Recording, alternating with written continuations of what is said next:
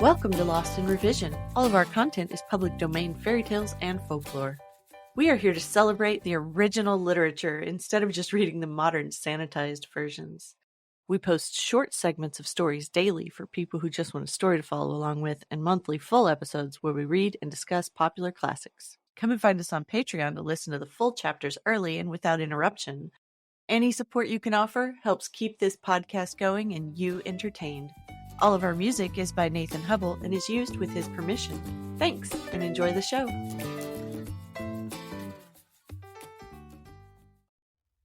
Chapter 12. What Bobbie Brought Home. Part 1.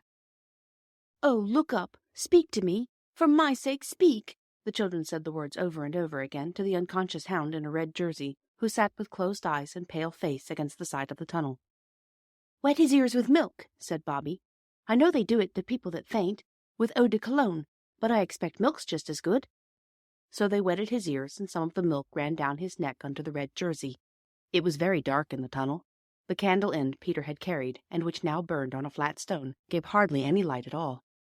"Oh, do look up," said Phyllis, "for my sake. I believe he's dead." "For my sake," repeated Bobbie. "No, he isn't." "For any sake," said Peter. "Come out of it." And he shook the sufferer by the arm. And then the boy in the red jersey sighed and opened his eyes, and shut them again, and said in a very small voice, "Chuck it." "Oh, he's not dead," said Phyllis. "I knew he wasn't." And she began to cry. "What's up? I'm all right," said the boy. "Drink this," said Peter, firmly, thrusting the nose of the milk bottle into the boy's mouth. The boy struggled, and some of the milk was upset before he could get his mouth free to say, "What is it?" "It's milk," said Peter. "Fear not, you are in the hands of friends. Phil, you stop bleating this minute." "Do drink it," said Bobbie gently. "It'll do you good." So he drank, and the three stood by without speaking to him. "Let him be a minute," Peter whispered. "He'll be all right as soon as the milk begins to run like fire through his veins." He was. "I'm better now," he announced. "I remember all about it." He tried to move, but the movement ended in a groan. "Bother, I believe I've broken my leg," he said. "Did you tumble down?" asked Phyllis, sniffing. "Of course not. I'm not a kiddie," said the boy indignantly. "It was one of those beastly wires tripped me up, and when I tried to get up again I couldn't stand, so I sat down. Gee willikins, it does hurt, though. How did you get here?" "We saw you all go into the tunnel, and then we went across the hill to see you all come out. And the others did, all but you, and you didn't, so we are a rescue party," said Peter with pride.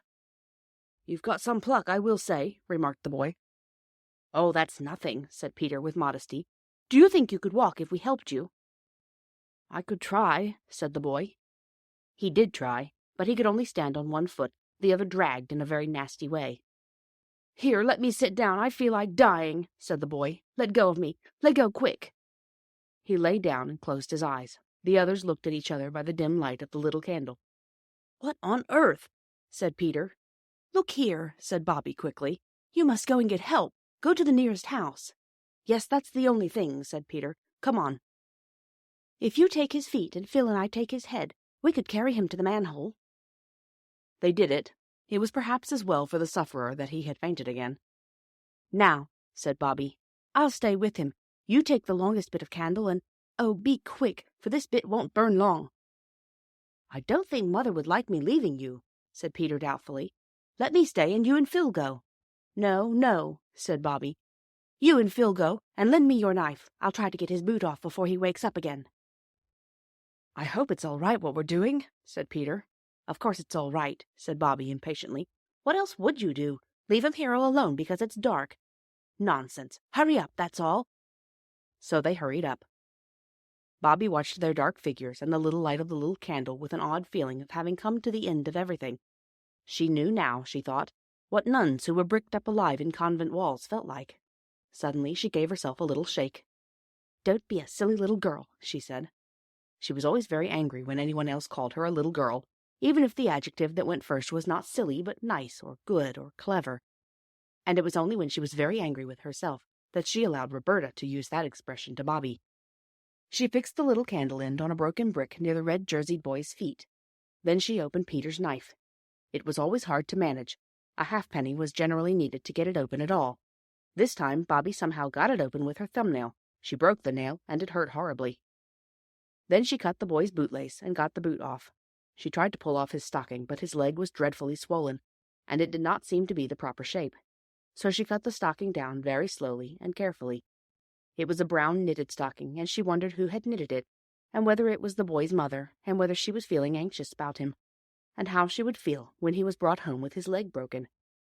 Thank you for joining us today. I would like to thank all of our supporters on Patreon. Your support helps pay for all of the things that podcasting requires and helps keep this show alive and growing. Feel free to fact check us and offer suggestions to make our show better for you. You can send us an email at lostinrevisionpodcast@gmail.com.